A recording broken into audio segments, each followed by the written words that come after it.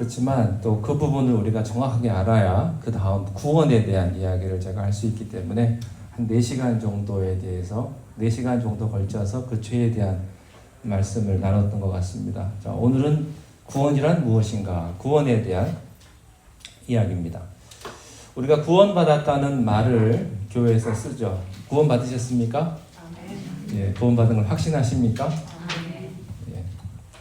또 우리가 그 구원받았다는 말, 구원받았는지 시원받았는지 모르시는 분들도 있지만 어쨌든 성경에 나오는 이 단어, 이 구원이라고 하는 짧은 이 두 단어가 담고 있는 그 커버리지가 굉장히 큽니다.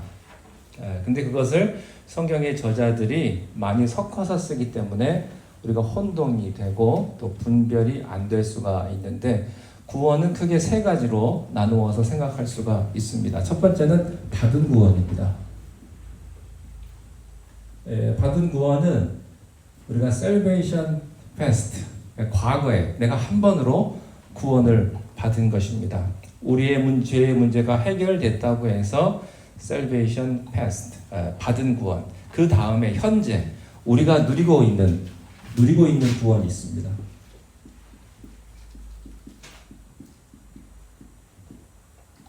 이 누리고 있는 구원은 salvation present, 현재 내가 누리고 있는 것입니다. 그것은 현실에 살아가고 있는 힘을 주기 때문에 현재의 구원이라고 하고, 우리가 이제 천국에 가서 완성될 그런 구원이 있습니다. salvation future, 나중에 완성될 구원이 있습니다. 이 3가지의 구원이 조금씩 다릅니다. 근데 이 구원을 성경적인 용어로 또 한자어로 써서 뭐라고 하냐면, 받은 구원을 칭의라고 합니다.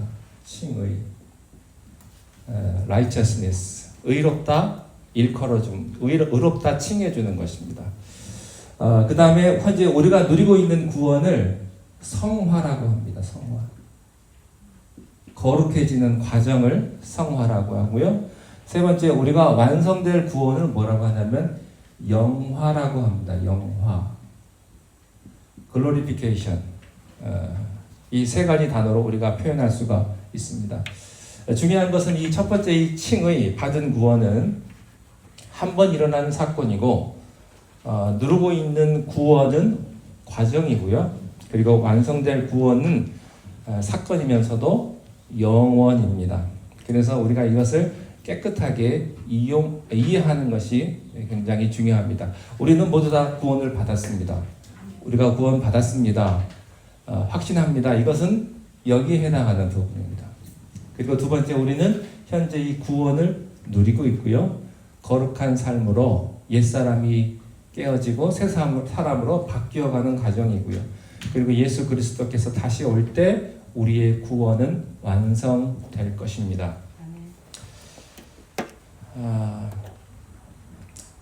특별히 개신교와 캐톨릭 신학의 굉장히 다른 차이점이 바로 이 구원론에서 나오는 것입니다. 여러분, 천주교, 캐톨릭하고 개신교, 기독교하고 차이점이 뭔지 아세요? 여러 가지 다른 점이 있겠죠. 신부님, 수녀님, 또 교리, 또 예배, 미사. 그렇지만 가장 중요한 것은 바로 구원론에 있다고 하는 사실입니다. 이 부분에 대해서도 잠깐 말씀을 좀 나누도록 하겠습니다. 빌립보서 1장 6절, 이 말씀은 짧은 말씀이지만 이 말씀 안에는 우리가 받은 구원과 그리고 현재 누리는 구원과 완성될 구원에 대한 개념이 이 짧은 한 구절에 다 들어가 있습니다. 자, 너희 안에서 시작하신 착한 일, 이것은 바로 받은 구원입니다. 과거에 받은 구원이고요. 그리고 그것을 그날까지 이루신다 하는 것은 바로 성화, 거룩의 단계에 들어가는 성화의 사건입니다.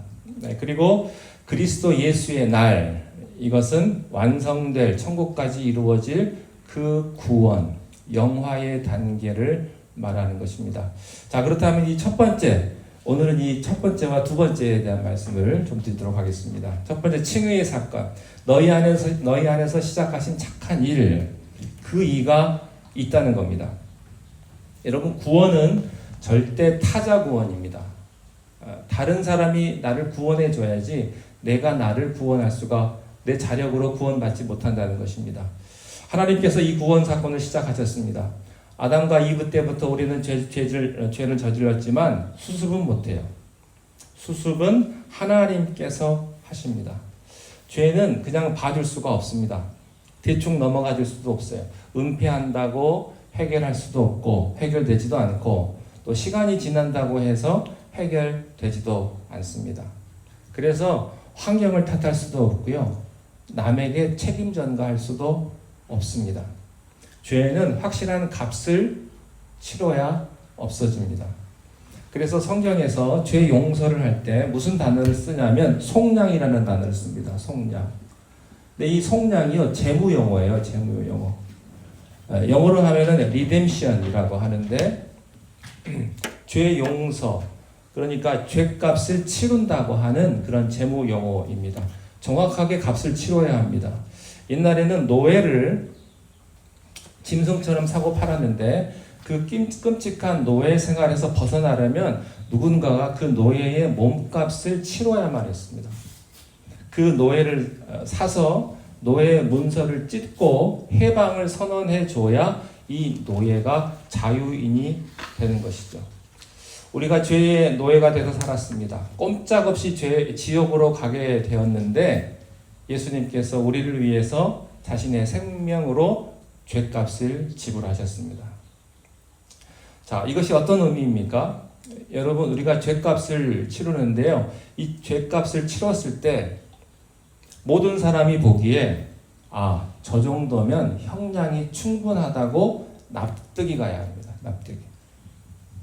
형량이 저지른 죄보다 형편없이 가벼울 때는요, 사람들이 분노합니다.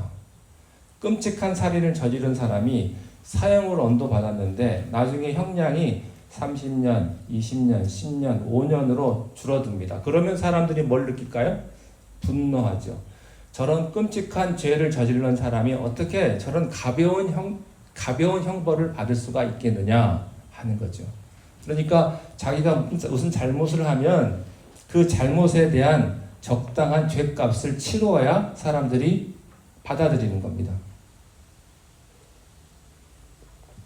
만약 그렇지 않다면 유전무죄, 무전유죄, 있는 사람들은 죄를 간단하게 받고 없는 사람들은 죄를 무겁게 받는다면 사람들은 불공평하고 정의가 집행되지 않는 사회에서 어떻게 안심하고 살아가냐고 사람들이 그렇게 이야기를 합니다.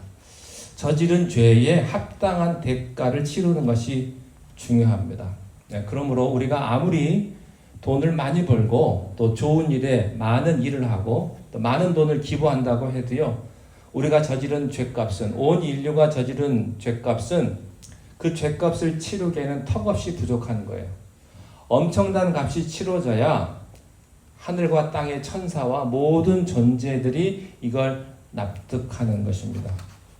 제가 아침에 그 아프가니스탄의 그 미군에 대한 말씀을 드렸었는데 그 내용이 무엇이었냐면 아프가니스탄에서 미국 병사 한 명이 마약을 하고 마약에 취해가지고 어린 소녀를 강간을 했습니다.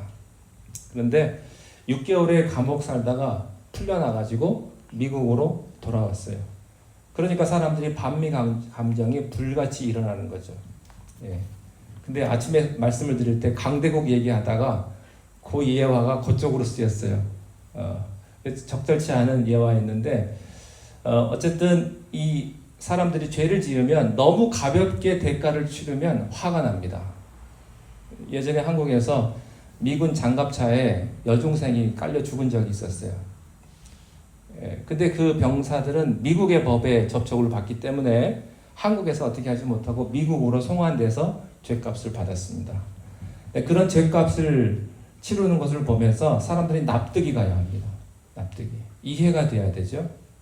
자, 그런데 미군 병사가 그런 죄를 저지르고 돌아왔는데 만약에 그 죄값을 치르기 위해서 미국 대통령이 내가 대신 벌받겠다, 내가 죽겠다, 실제로 죽었다, 이 사람이 바이든이 그렇게 죽었다, 그러면 사람들이요 아무 소리 못할 겁니다. 그것은 저지른 죄값보다 대가가 훨씬 크니까 사람들이 보기에 저 정도면 된다. 그래서 사람들이 이해가 되는 거예요. 형편없던 죄인이었던 우리를 위해서 하늘과 땅을 다스리시는 하나님의 아들이 대신 죽었다. 하나님의 아들이 십자가에서 대신 죽었다. 여러분, 사탄도 아무 얘기 못하는 거대한 죄값을 하나님이 치르신 거예요. 우리가 우리의 죄를 회개하고 예수 그리스도를 영접하는 그 순간에 예수 그리스도의 피값이 우리의 죄값을 치르게 되는 것입니다. 그때 우리는 죽음에서 생명으로 넘어오면서 자유인이 되는 거예요. 이게 바로 구원입니다. 이 사건이 구원이에요. 하나님이 은혜로 주신 그것을 내가 예스하고 받아들이는 것이 바로 믿음이고요. 그래서 우리는 오직 믿음으로 구원을 받는 것입니다. 자, 로마서 1장 7절 말씀 함께 읽겠습니다. 시작. 복음에는 하나님의 의가 나타나서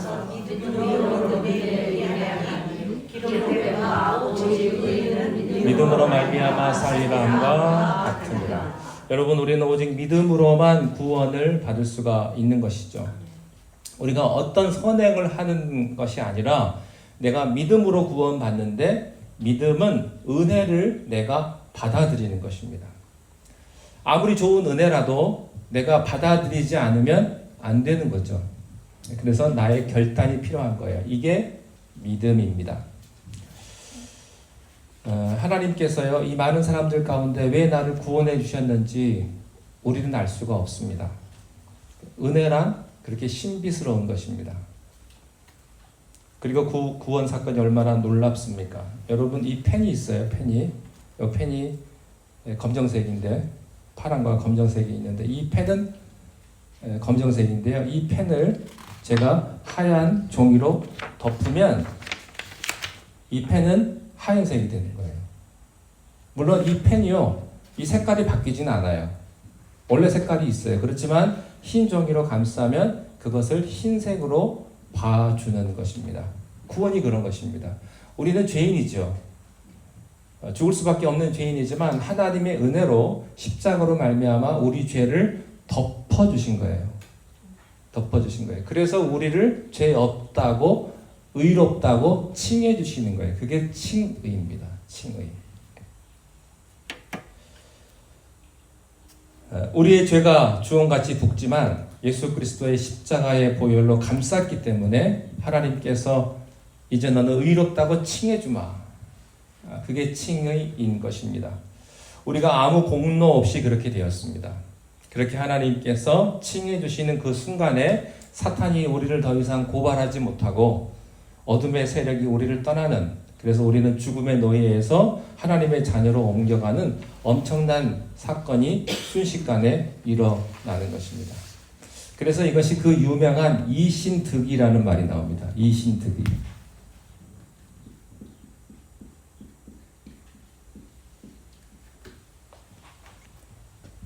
믿음의 의에서만 믿음으로만 의롭다 하심을 받는다 하는 그런 사건이죠.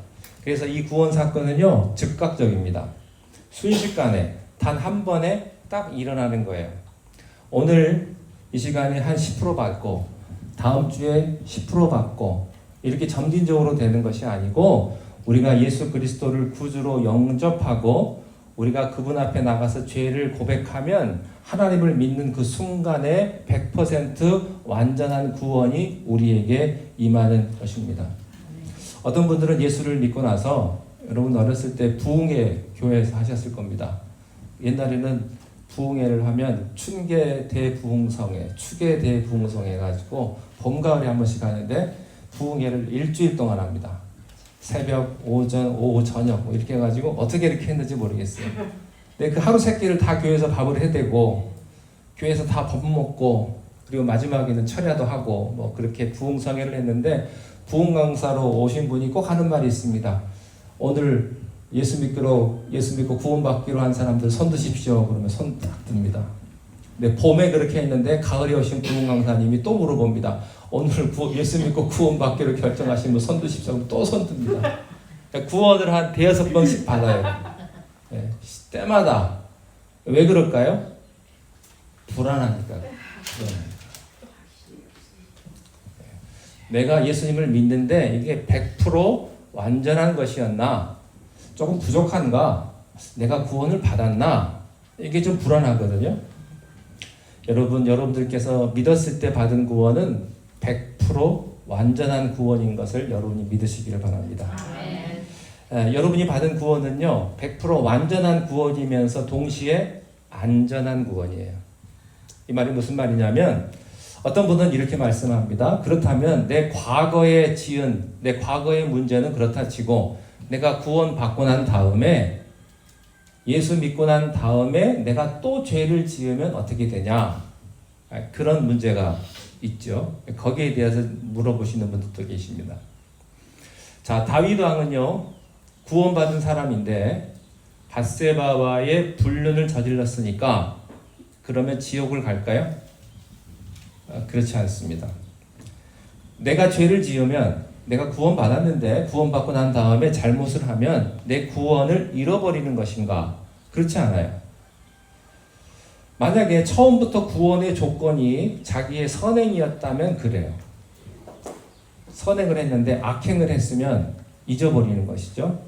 그러나 처음부터 여러분의 구원의 조건이 여러분의 선행과 착한 성격이 아니라 예수님의 보혈이었습니다. 그렇기 때문에 이 보혈은 내 과거의 죄를 끝낼 뿐만 아니라 앞으로 주님 앞에 갈 때까지도 내 짓는 모든 죄 문제들을 싹 다 해결하는 거예요. 그래서 여기에서 아주 중요한 단어가 나옵니다. 성도의 견인이라는 말이 나옵니다. 이 말씀은 무슨 말씀이냐면 하나님이 여러분들을 붙들고 끝까지 책임지시고 견인해서 가신다는 말씀이에요. 마지막까지 하나님께서 여러분들을 이끌어 가신다 하는 말씀입니다. 그 누구도, 천사도, 어떤 어둠의 권세도 여러분의 구원을 빼앗아 갈 수 없다고 하는 것입니다. 그걸 자꾸 의심하니까 하나님께서 구원받은 자에게 성령을 우리 안에 보증인으로 주셨습니다. 에베소서 1장 14절 읽겠습니다. 시작. 이는 우리의 기업의 보증이 되사 그 얻으신 것을 속량하시고 그의 영광을 찬송하게 하려 하십니다. 여기서 이는, 이가 성령님이거든요.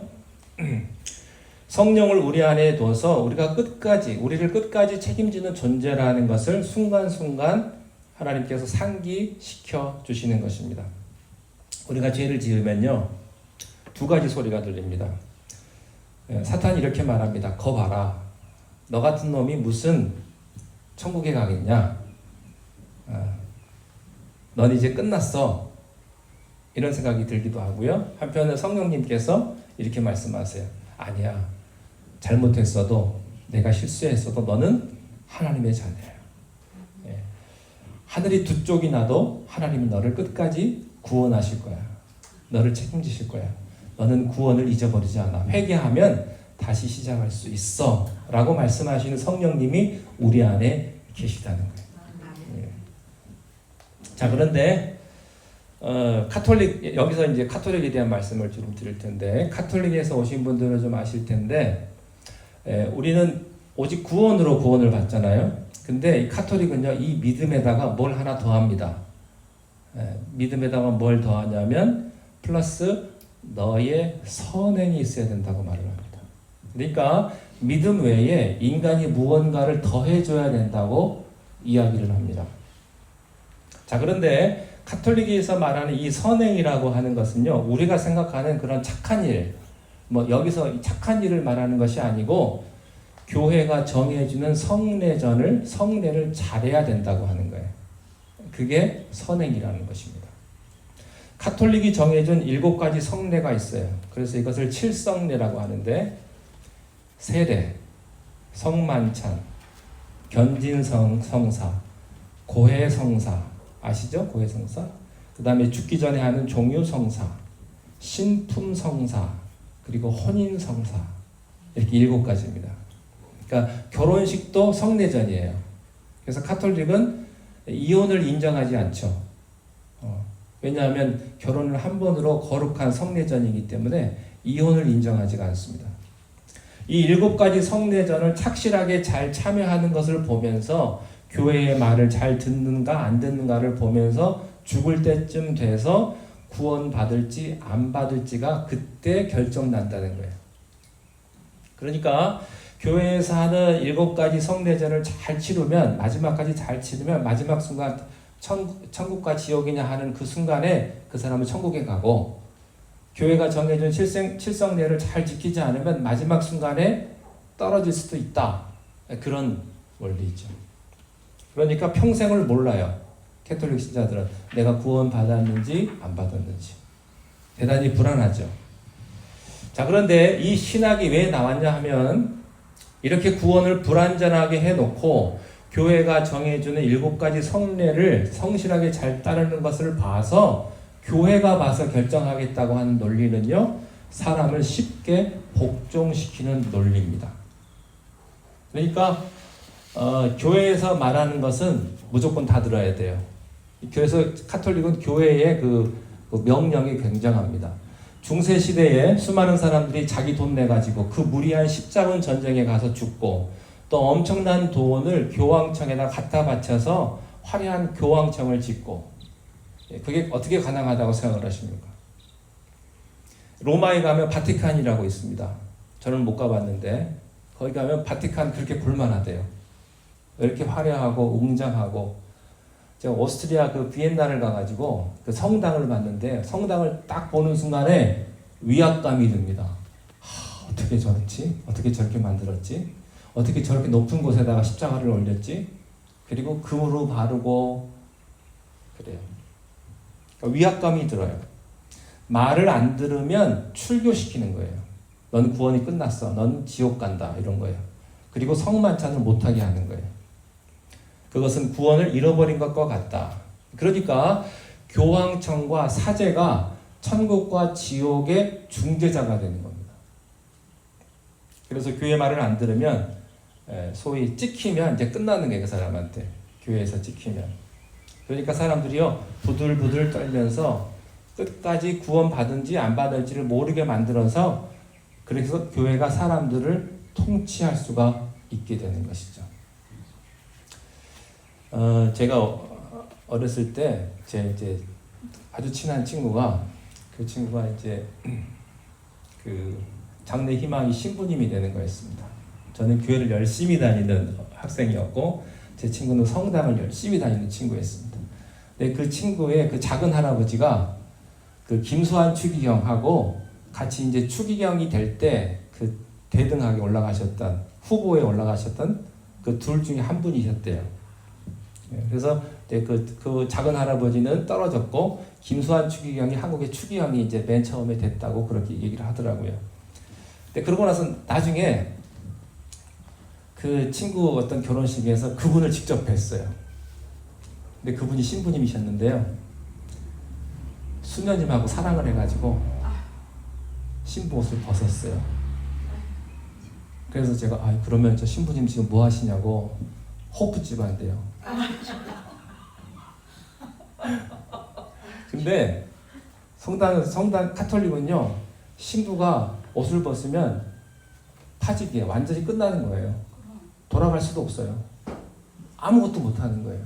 왜냐하면 너는 이제 지옥이니까, 약속을 어겼으니까, 평생을 하나님과 함께 하기로 했는데 그 옷을 벗고 사람과의 그런 관계를, 그 사랑을 했기 때문에 너는 이제 끝난 거예요. 돌아갈 수도 없어요. 어디 성당에 가든지 그 사람 안 받아줍니다. 그분은. 카톨릭이 그래요. 그게 무섭습니다. 교회의 법이요, 성경보다 더 무서운 게 캐톨릭 법이에요. 자, 그런데 16세기에 종교개혁이 일어나면서 오직 의인은 믿음으로 말미암아 살리라. 우리는 교회의 중재를 통해서, 또 사제의 중재를 통해서 하나님 앞에 가는 것이 아니고, 성도는 다 왕 같은 제사장이기 때문에 우리가 다이렉트로 복음을 듣고 말씀을 붙들고 그리스도의 보혈을 통해서 하나님께 구원을 받는 것입니다. 그래서 우리의 구원은 완전한 것이죠. 우리가 어떤 선행을 더해서 구원받는 게 아니라 오직 믿음으로만 구원을 받는 것입니다.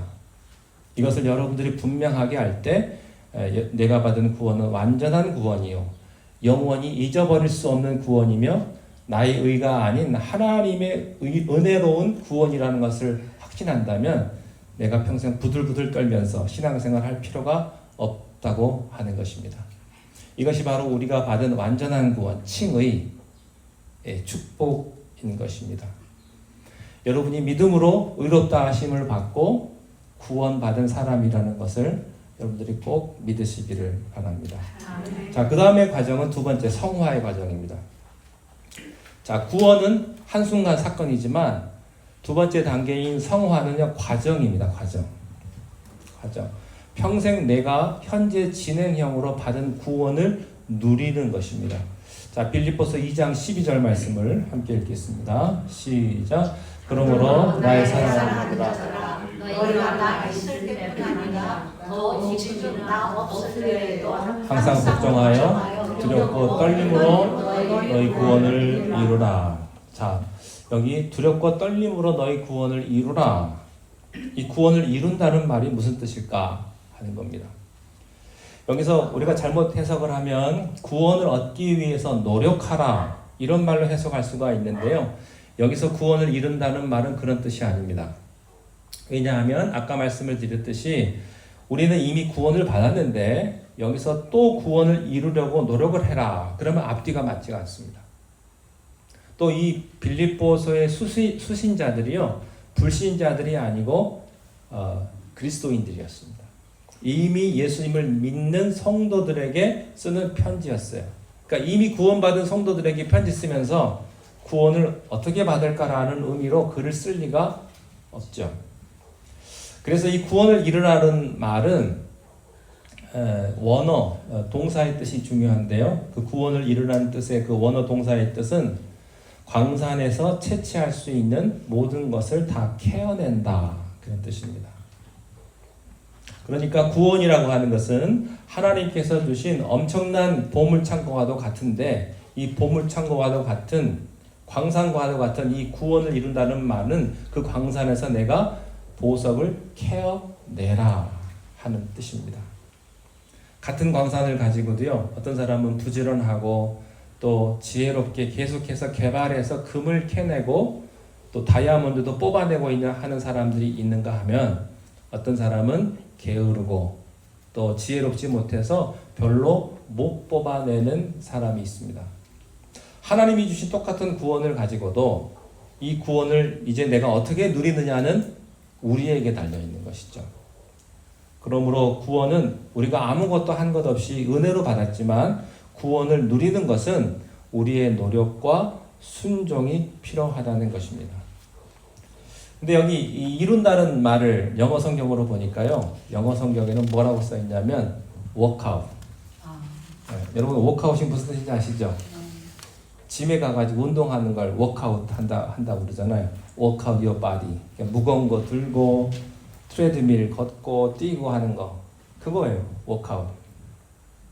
자기 몸을 단련하듯이 계속해서 시간을 들이고 정성을 다해서 구원을 이루어내라고 하는 것입니다.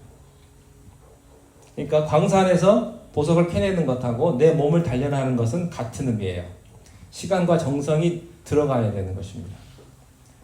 그래서 전체적인 자질구레한 부분만 취하지 말고 많은 것을 얻을 수 있는데 적은 것으로 만족하지 말고 끝없이 들어가야 된다고 하는 것입니다. 이것이 믿음의 삶입니다. 여러분, 하나님이 주께서 주신 이 영의 세계가 얼마나 충만한 것입니까? 그 신비한 비밀과 능력과 감동을요, 어떤 사람은 정말 반도 못 누리고 살아가는 사람이 있습니다. 똑같이 예수님 믿는데, 같은 예수님을 믿는데 어떤 사람은 예배를 드려도 힘이 나고 은혜를 받고 눈물을 흘리고 하는 사람이 있는가 하면 어떤 사람은 예배를 드려도 맹송하고 내가 예배를 드렸는지 뭘 하는지 모를 정도로, 이 구원의 광산을 자기가 캐지 않아서 그렇습니다. 이것을 잘 캘 수 있도록 도와주는 게 교회죠. 그리고 목사죠. 그래서 좋은 영적인 지도자를 만나는 게 굉장히 중요합니다. 그래서 바울은요, 두렵고 떨림으로 너희 구원을 이루라 라고 말했습니다. 그 말은 무슨 뜻이냐면 이게 쉽지 않을 것이다 그런 말이에요. 신앙생활이라는 게 쉽지 않을 것이다. 긴장해라. 왜냐하면 사나운 세상이 너를 가만두지 않을 것이다. 하나님의 사람이 하나님의 법대로 살아가도록 사탄이 놔두지 않을 것이다. 꼭 문제를 일으켜요, 사탄은. 우리가 예수 믿기 전에는 우리가 사탄의 자녀였기 때문에 가만뒀어요. 그런데 내가 예수 믿고 예수님 앞에 나가려고 하면 사탄은 나보다 먼저 발동을 겁니다. 그래서 우리를 영적으로 무기력하게 만들려고 많이 공격을 할 거예요. 내 주변에. 그래서 긴장해야 된다는 것입니다. 두렵고 떨림으로 이 구원을 이루어 가라는 것인데 그러나 하나님이 너와 함께 할 것이다. 자, 빌립보서 2장 13절 보겠습니다. 자, 시작. 너희 안에서 행하신 이는 하나님이시니 자기의 기쁘신 뜻을 위하여 너희에게 소원을 두고 행하게 하시나니. 여기서 말하는 동사는 대부분 다 이렇습니다. 현재 진행형 동사입니다. 그러니까 구원을 누리기 위해서 광산을 캐야 된다고 말씀을 드렸죠. 여기서는 계속해서 내가 옛사람을 벗고 새 사람을 입는 것을 계속해야 된다는 거예요. 우리가 구원받았을 때 예수의 보혈로 우리 안에 죄의 뿌리는 다 뽑아주셨지만 근데 문제가 있습니다. 그것은 죄의 잔재들이 남아있어요. 그래서 그 죄의 잔재들이 우리가 세상에 살면서 어떤 탁 하는 계기만 되면 이게 터져 나오는 거예요. 옛사람이.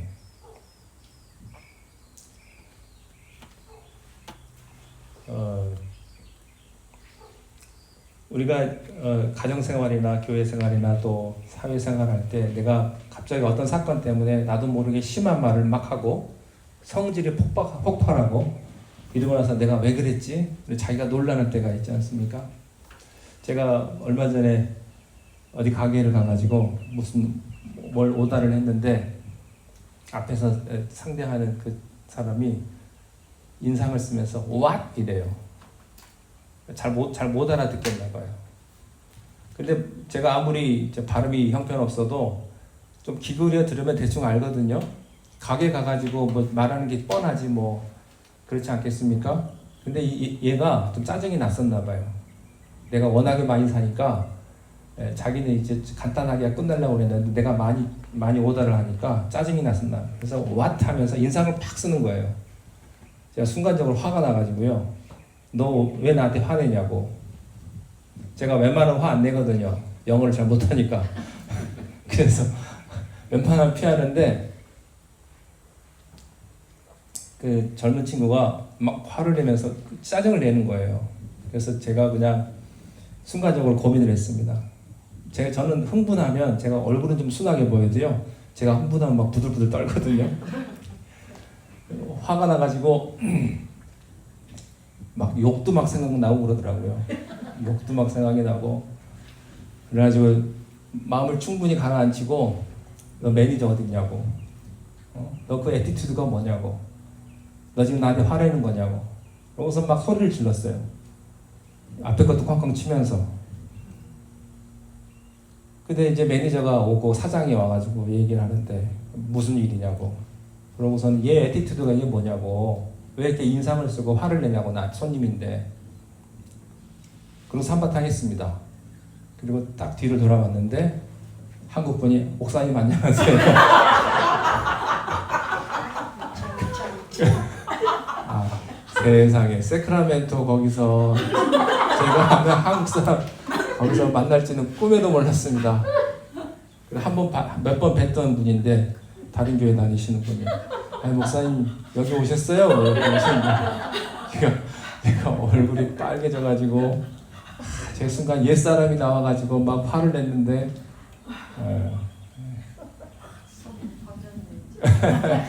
가끔 이제 제가 이제 발레오를 오잖아요.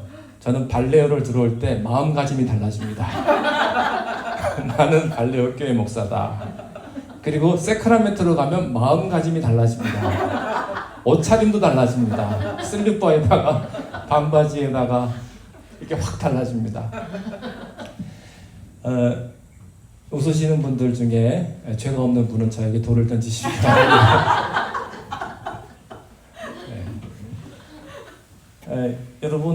여러분도요 그럴 때 있으실 거예요. 정말로 막 화가 나고 이러면 내 옛사람이 그냥 팍팍 나와버려요. 팍팍 나와버려요. 여러분, 내 안에 툭 튀어나오는 옛사람 어떻게 할 거예요? 이 절망적인 옛사람을.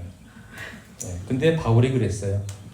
로마서 7장을 한번 보시겠습니다. 로마서 7장 19절부터 21절 읽겠습니다. 시작. 내가 원하는 바 선을 행하지 아니하고 도리어 원하지 아니하는 바 악을 행하는도다. 만일 내가 원하지 아니하는 것을 하면 이를 행하는 자는 내가 아니요 내 속에 거하는 자니라. 그러므로 내가 한 법을 깨달았노니 곧 선을 행하기 원하는 나에게 악이 함께 있느니라.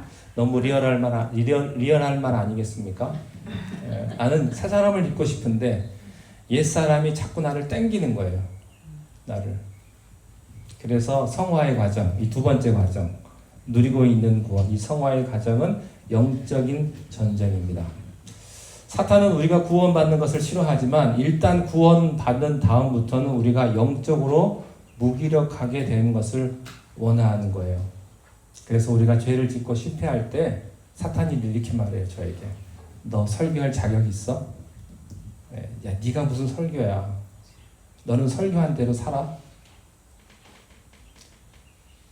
네가 집사야? 네가 권사야? 네가 구역장이야? 너 기도도 하지 마. 네가 무슨 자격으로 기도해? 넌 이미 끝났어. 이렇게 하면서 우리의 옛사람의 잔재를 끌어내고 죄의식을 막 부추겨서 우리를 무기력하게 만드는 것입니다. 그러나 우리는 거기에 넘어갈 필요가 없습니다. 우리 안에 성령님께서 계세요. 우리는 그때마다 잘못하고 실수할 때마다 주님 제가 잘못했습니다. 그러나 나는 사탄에게 넘어지지 않겠습니다. 주님의 보혈의 공로로 나를 용서해 주십시오. 넘어져도 주님 앞에 가서 엎어지는 거예요. 다윗 왕이 그래서 살아났잖아요. 저는 여러분의 옛사람의 그 욱하고 성질을 내고 실패하고 실수할 때마다 하나님 앞에 엎드려서 그 은혜의 보좌 앞으로 다시 살아나기를 바랍니다. 저를 비롯해서 여러분들도요. 우리는 용서받고 또 용서받아가는 죄인들입니다. 누가 완벽한 사람이겠습니까? 그러므로 여러분 실망하지 마시고 이 구원의 단계에 하나님 앞에 매일매일 겸손히 엎드리시는 여러분 되시기를 바랍니다. 아멘. 자, 다음 주에 또 계속하겠습니다. 기도하겠습니다.